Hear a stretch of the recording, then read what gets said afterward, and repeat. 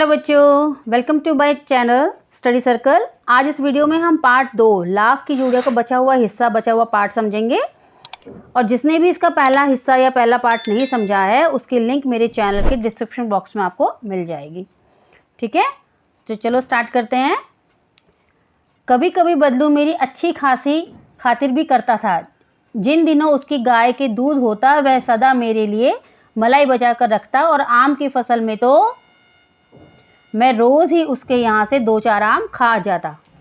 परंतु इन सब बातों के अतिरिक्त जिस कारण वह मुझे अच्छा लगता था वह यह था कि लगभग रोज ही वह मेरे लिए 1-2 गोलियां बना देता। तो वो मेरी अच्छी खासी खातिर भी करता था क्योंकि मैं भी उसको पसंद करता था और वो भी मेरे को पसंद करता था, और मैं उनके यहाँ से 2-4 आम भी रोज खा लेता था।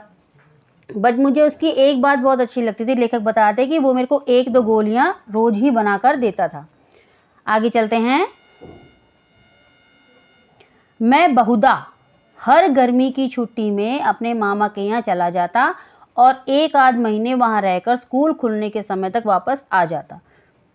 परंतु 2-3 बार ही मैं अपने मामा के यहाँ गया होऊंगा, तभी मेरे पिता की एक दूर की शहर में बदली हो गई और एक लंबी अवधि तक मैं अपने मामा के गांव न जा सका।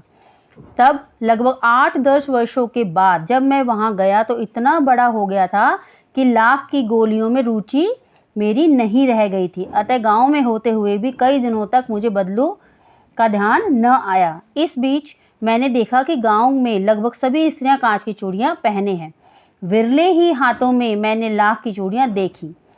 इसमें क्या कहते हैं हमारे लेखक जी कि जो बहुधा मतलब अक्सर हम गर्मियों की छुट्टी में मामा के वहां जाते थे, बट और वहां पर 1-आध महीने भी रहते थे और स्कूल खुलने से पहले हम वापस आ जाते थे। 2-3 बार ही मैं अपने मामा के यहाँ गया होऊंगा, तभी मतलब मेरे पापा की जो है उनके लेखक के पिता की बदली शहर में हो गई और एक लंबी अवधि हम काफ़ी अंतराल के बाद बहुत समय हो गया था, बीत गया था कि हम मामा के गांव ना जा सके। लगभग 8-10 वर्षों का समय उसमें बीत गया था और 8-10 वर्षों में मैं इतना बड़ा हो गया था कि मेरी लाख की गोलियों में रुचि रही नहीं थी। मैं भूल सा ही गया था। और गाँव में होते हुए भी कई दिनों तक मुझे बदलू का ध्यान न आया। तो मैं मतलब बदलू नाम के कैरेक्टर को लगा लो कि भूल ही गया था, लेखक ये बताते हैं।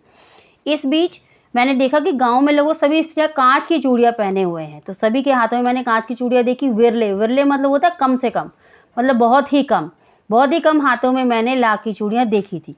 आगे पाठ में आते हैं। तब एक दिन सहसा मुझे बदलू का ध्यान हो आया। बात यह हुई कि बरसात में मेरे मामा की छोटी लड़की आंगन में फिसलकर गिर पड़ी और उसके हाथ की कांच की चूड़ी टूटकर उसकी कलाई में घुस गई और उससे खून बहने लगा। मेरे पापा उस समय घर पर न थे, मुझे ही उसकी मरहम पट्टी करनी पड़ी। तभी सहसा मुझे बदलू का ध्यान हो आया और मैंने सोचा कि उससे मिल आऊं। अतः शाम को मैं घूमते घूमते उसके घर चला गया। बदलू वहीं चबूतरे पर नीम के नीचे एक खाट पर लेटा हुआ था। तो ये घटना घटी उसके बाद जब मेरी मामा की लड़की को कांच की चूड़ी से चोट लगी, तब मेरे को सहसा याद आया कि बदलू नाम का कैरेक्टर या बदलू नाम का व्यक्ति था जिससे मैं बहुत सारी बातें किया करता था, जिसका काम मैं घंटों देखा करता था। तो शाम को मैं घूमते घूमते बदलू के घर पहुंचा और बदलू वहीं चबूतरे पर नीम के नीचे खाट पर लेटा हुआ था। आगे कहता है हमारे लेखक बताते हैं आगे क्या बातचीत हुई। बोला, नमस्ते बदलू काका। मैंने कहा, नमस्ते भैया। उसने मेरी नमस्ते का उत्तर दिया और उठकर खाट पर बैठ गया, परंतु उसने मुझे पहचाना नहीं और देर तक मेरी ओर निहारता रहा। क्यों नहीं पहचाना? क्योंकि लेखक को अपने मामा के गांव में गए हुए काफ़ी टाइम हो गया था, 8 से 10 वर्ष बीत गए थे। तो इस बीच जो है बदलू काका की उम्र भी बढ़ गई, तो वो भी उनको नहीं पहचान पाए, पर थोड़ी देर तक वो निहारते रहे, मतलब उसको देखते रहे। आगे, मैं हूँ जनार्दन काका, आपके पास से गोलियां बनवा कर ले जाता था। मैंने अपना परिचय दिया, मैंने अपना नाम बताया और इस तरह से मैंने अपना परिचय दिया उनको। फिर लेखक बताता है बदलू फिर भी चुपचाप रहा, मानो वह अपनी स्मृति मतलब यादें पटल पर अतीत के चित्र उतार रहा हो। कि मतलब जैसे हम पुरानी यादें सोचते हैं ना कई बार कि भाई हमारे दिमाग में जो है पुरानी बातें याद आती हैं धीरे धीरे, तो उसी तरह से जो बदलू काका थे वो भी पुरानी बातों को याद कर रहे थे, उनके चित्र को याद कर रहे थे। और तब वह एकदम बोल पड़ा, आओ आओ लल्ला बैठो, बहुत दिन बाद गांव आए। तो उन्होंने लेखक को पहचान लिया बदलू काका ने। आगे क्या बातचीत होती है, लेखक बताते हैं, हाँ इधर आना नहीं हो सका काका, मैंने चारपाई पर बैठते हुए उत्तर दिया। कुछ देर फिर शांति रही, मैंने इधर उधर दृष्टि दौड़ाई, ना तो मुझे उसकी मचिया ही नजर आई ना ही भट्टी। तो मुझे जो पहले मैं बचपन में जब मामा के गांव आता था तो जब मैं इनके पास बैठा था बदलू काका के पास तो उनकी भट्टी नजर आती थी, हुक्का रखा रहता था, मचिया रखी रहती थी। तो ऐसा आज के समय पर कोई भी सामान उनके आसपास नहीं था। आगे, आजकल काम नहीं करते काका, मैंने पूछा। नहीं लला, काम तो कई साल से बंद है। मेरी बनाई हुई चूड़ियां कोई पूछे तब तो। गांव गांव में कांच का प्रचार हो गया है। वह कुछ देर चुपचाप रहा, फिर बोला, मशीन युग है ना यह लला, आजकल सब काम मशीन से होता है, खेत भी मशीन से जोते जाते हैं, और फिर जो सुंदरता कांच की चूड़ियों में होती है लाख में कहाँ संभव है। तो उन्होंने कहा, मैंने पूछा आजकल काम नहीं करते, क्योंकि सामान वो पहले वाला दिखाई नहीं दे रहा था। तो उन्होंने कहा कि कहाँ बेटा, आजकल तो काम मेरा बंद है, क्योंकि मेरा काम जो है किसने छीन लिया, मशीनों ने। और लाख की जगह किसने ले ली, कांच की चूड़ियों ने। और कांच की चूड़ियों को डिजाइन जो है, डिजाइन उसका प्रकार जो है अलग अलग तरह का बना होता है, बहुत सुंदर, और वो प्रकार वो डिजाइन हमारी लाख की चूड़ियों में नहीं बन पाता। तो इस तरह से उन्होंने, बदलू काका ने कहा कि मेरा काम तो एक तरह से बंद हो गया है, मेरा काम किसने छीन लिया, मशीनों ने। आगे चलते हैं। लेकिन कांच बड़ा खतरनाक होता है, बड़ी जल्दी टूट जाता है, मैंने कहा। नाजुक तो फिर होता ही है लला। कहते कहते उसे खांसी आ गई और वह देर तक खांसता रहा। मुझे लगा उसे दमा है। अवस्था के साथ साथ उसका शरीर ढल चुका था। उसके हाथों पर और माथे पर नसें उभर आई थी। जाने कैसे उसने मेरी शंका भांप ली और बोला, दमा नहीं है मुझे, फसली खांसी है, यही महीने 2 महीने में आ रही है, 10-15 दिन में ठीक हो जाएगी। तो हम कांच के बारे में बात करने लगे दोनों। तो मैंने बोला, कांच तो बहुत खतरनाक होता है, जल्दी टूट भी जाता है। पर उन्होंने कहा कि बात करते करते कि नाजुक तो होता ही है, और कहते कहते उन्हें खांसी आ गई, और खांसी इतनी थी कि वो बहुत देर तक खांसते रहे। तो मुझे लगा, लेखक बताते कि मुझे लगा कि उन्हें दमा है, पर उन्होंने मेरी शक्ल को देख के, मेरे चेहरे को देख के पहचान लिया। पर उन्होंने कहा कि नहीं, ये दमा नहीं है, मेरे को बस महीने 2 महीने में ये खांसी मतलब मौसम के अनुसार आई है। फसली खांसी होती है कि फसल के अनुसार जो हमारी दिक्कत होती है, उस टाइम की जो फसल होती है हमारे गाँवों में, उससे जो हमें परेशानी आती है उसको फसली बीमारी कहते हैं। तो बदलू काका ने कहा कि ये मुझे फसली खांसी है, यही 1-2 महीनों से आ रही है, और 10-15 दिन में ठीक भी हो जाएगी। आगे चलते हैं। मैं चुप रहा, मुझे लगा उसके अंदर कोई बहुत बड़ी व्यथा छिपी है। मैं देर तक सोचता रहा कि इस मशीन युग ने कितने हाथ काट दिए हैं। कुछ देर फिर शांति रही जो मुझे अच्छी नहीं लगी। आम की फसल अब कैसी है काका? कुछ देर पश्चात मैंने बात का विषय बदलते हुए पूछा। अब इसमें क्या बताते हैं लेखक कि मैं थोड़ी देर वहाँ पर जो हमारा माहौल था दोनों का, चुप रहे हम दोनों, पर मुझे ऐसा समझ में आ रहा था कि बदलू काका के अंदर कुछ व्यथा, कुछ परेशानी छिपी हुई है। और मुझे ऐसा लग रहा था कि आजकल का जो मशीन युग है, जो हर काम हम मशीन से करते हैं, उसने लघु उद्योग या कुटीर उद्योग में जो काम करते थे लोग, उनके हाथ ही काट दिए हैं। उनकी जो जगह है मशीनों ने ले ली है। और फिर भी हमारे क्या बोलते हैं, फिर भी हम लोग जो है मशीनों को ही प्रेफर कर रहे हैं, मशीनें ही ज़्यादा से ज़्यादा लगा रहे हैं, बल्कि उसका नुकसान हमारे समाज में आसानी से हमें देखने को मिल रहा है। अब कुछ देर फिर शांति रही। अब आगे क्या बातचीत होती है। अच्छी है लला,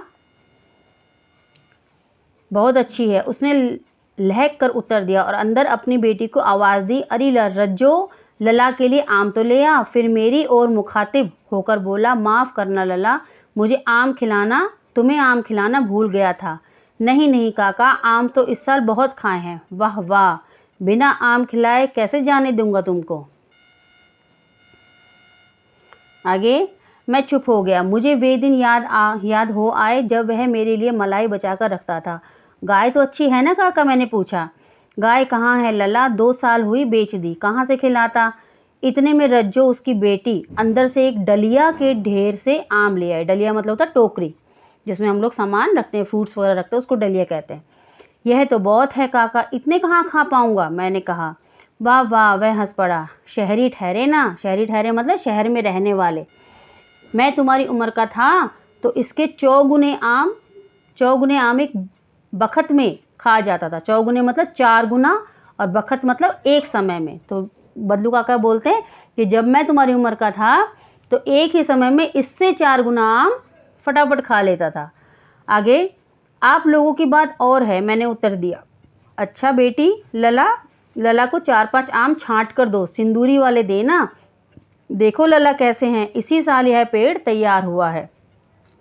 रज्जो ने 4-5 आम अंजलि में लेकर मेरी ओर बढ़ा दिए। अंजलि मतलब जो हम हाथों को जोड़ करके एक कटोरी टाइप बनाते हैं, हथेलियों को जोड़ करके, उसको अंजलि कहा जाता है। आम लेने के लिए मैंने हाथ बढ़ाया तो मेरी निगाह एक क्षण के लिए उसके हाथों पर ठिठक गई।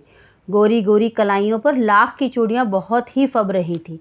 तो उसकी बेटी ने कौन सी चूड़ियां पहन रखी थी? लाख की चूड़ियां, और बहुत सुंदर लग रही थी क्योंकि उसकी कलाइयां गोरी गोरी थी। आगे, बदलू ने मेरी दृष्टि देख ली और बोल पड़ा, यही आखिरी जोड़ा बनाया था जमींदार साहब की बेटी के विवाह पर। 10 आने पैसे मुझको दे रहे थे, मैंने जोड़ा नहीं दिया, कहा शहर से ले आओ।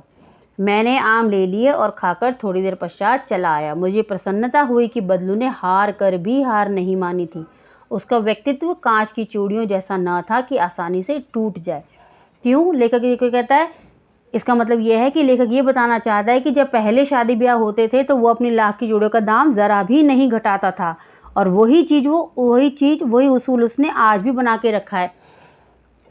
जो उसने आखिरी लाख की चूड़ियों का जोड़ा बनाया था जमींदार साहब की बेटी के विवाह पर, उसने भी उसका दाम नहीं घटाया, और वो लाख की चूड़ियां उसने अपनी बेटी को पहनाई थी। तो अपने व्यक्तित्व को उसने बिल्कुल ठोस बना के रखा, जैसे लाख की चूड़ियां ठोस होती हैं, अपनी व्यक्तित्व को उसने कांच की चूड़ियों के समान कमजोर नहीं होने दिया, जो कि एक पल में ही टूट जाए या आसानी से टूट जाए।